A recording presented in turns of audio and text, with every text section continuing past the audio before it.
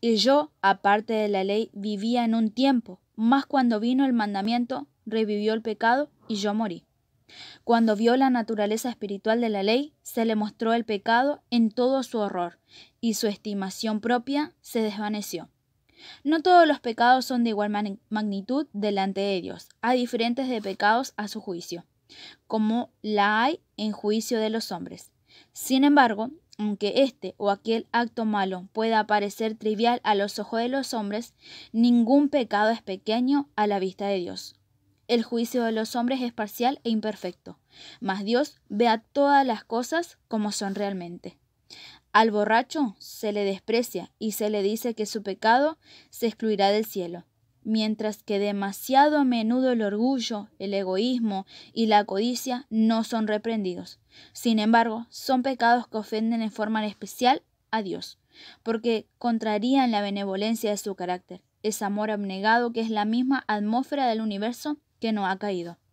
El que cometa alguno de los pecados más groseros puede avergonzarse y sentir su pobreza y necesidad de la gracia de Cristo, pero el orgulloso no siente necesidad alguna, y así cierra su corazón a Cristo y se privia de las infinitas bendiciones que Él vino a derramar. El pobre publicano que oraba diciendo, Dios, ten misericordia de mí, pecador, se consideraba como un hombre muy malvado y así se le veía a los demás. Pero él sentía su necesidad y con su carga de pecado y vergüenza se presentó a Dios e imploró su misericordia. Su corazón estaba abierto para que el Espíritu de Dios hiciese en él su obra de gracia y le libertase del poder del pecado. La oración jactanciosa y presuntuosa del fariseo demostró que su corazón estaba cerrado en la influencia del Espíritu Santo. Por estar lejos de Dios, no tenía idea de su propia corrupción, que contrarrestaba con la perfección de la santidad divina. No sentía necesidad alguna y nada recibió. Si percibís vuestra condición pecaminosa, no guardéis hasta hacernos mejores a vosotros mismos. ¿Cuántos hay que piensan que no son bastante buenos para ir a Cristo? ¿Esperáis haceros mejores por vuestros propios esfuerzos? ¿Mudaréis el negro su pellejo y el leopardo sus manchas? Así también podéis vosotros hacer el bien estando habituados a hacer el mal. Únicamente en Dios hay ayuda para nosotros. No debemos permanecer en espera de persuasiones más fuertes, de mejores oportunidades o de tener un carácter más santo. Nada podemos hacer por nosotros mismos. Debemos ir a Cristo tales como somos. Pero nadie se engaña a sí mismo pensando que Dios, en su grande amor y misericordia, salvará aún a los que rechazan su gracia. La excesiva corrupción del pecado puede medirse tan solo a la luz de la cruz, cuando los hombres insisten en que Dios es demasiado bueno para desechar el pecado. Miren al Calvario. Si Cristo cargó con la culpa del desobediente y sufrió en lugar del pecador, fue porque no había otra manera en que el hombre pudiese salvarse, porque sin ese sacrificio era imposible que la familia humana escapase del poder contaminador del pecado y fuese restituida a la comunidad con seres santos. Era imposible que volviese a participar de la vida espiritual. El amor, los sufrimientos y la muerte del Hijo de Dios todo atestiguan el terrible enormidad del pecado y aprueba que no hay modo de escapar de su poder ni esperanza de una vida superior, sino mediante la sumisión del alma a Cristo. Algunas veces los impenitentes se excusan diciendo de los que profesan ser cristianos: no soy tan bueno como ellos, no soy más abnegado, sobrios ni circunspectos en su conducta que yo. Les gustan los placeres y la complacencia propia tanto como a mí. Así hacen las faltas ajenas una excusa para descuidar su deber. Pero los pecados y las faltas de otro no disculpan a nadie, porque el Señor no nos ha dado un modelo sujeto humano a seguir, a errar. El Inmaculado Hijo de Dios es quien nos ha sido dado como ejemplo. Y los que se quejan de su mala conducta, de quienes profesan los creyentes, deberían prestar una vida mejor y ejemplos nobles.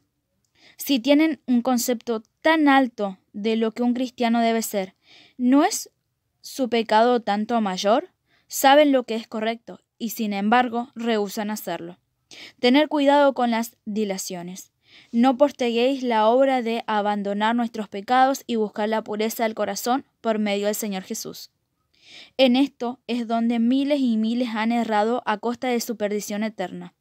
No insistiré aquí en la brevedad e incertidumbre de la vida, pero se corre un terrible peligro que no se comprenda lo suficiente cuando se posterga el acto de ceder a la voz suplicante del Santo Espíritu de Dios y se prefiere vivir en él. Pecado. Porque tal demora consiste realmente en esto. No se puede continuar en el pecado, por pequeño que se lo considere, ni correr el riesgo de una pérdida infinita. Lo que no venzamos nos vencerá a nosotros y nos destruirá. Adán y Eva se convirtieron de que era un acto tan Adán y Eva se convencieron de que era un acto tan ínfimo como el de comer la fruta prohibida no podría resultar consecuencias tan terribles como la que Dios había anunciado. Pero ese acto pequeño era una transgresión de la ley santa e inmutable de Dios, y separó de éste al hombre, y abrió las compuertas de las cuales se volcaron sobre nuestro mundo la muerte y desgracias innumerables. Y como consecuencia de la desobediencia del hombre, siglo tras siglo ha subido de nuestra tierra el continuo lamento y aflicción, y a una creación gime bajo la carga terrible del dolor. El cielo mismo ha sentido los efectos de la rebelión del hombre contra Dios. El Calvario se destaca como un recuerdo del sacrificio asombroso que se requirió para expiar las transgresiones de la ley divina. No consideremos, pues, el pecado como cosa trivial.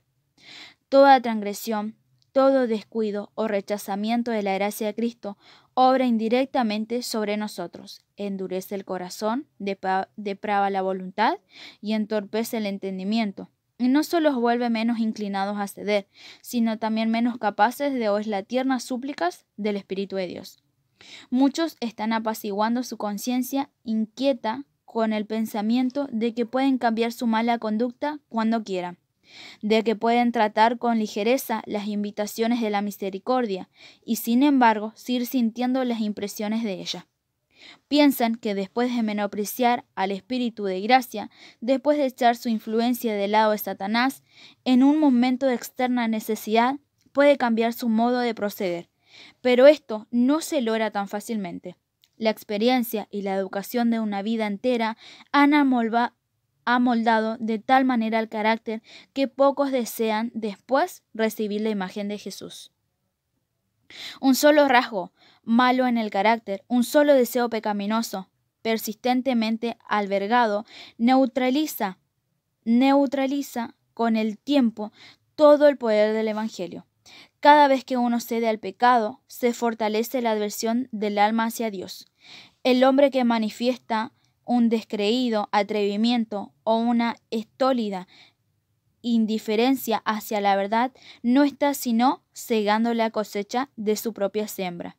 En toda Escritura no hay amonestaciones más terribles contra el hábito de jugar con el mal que estas palabras del sabio.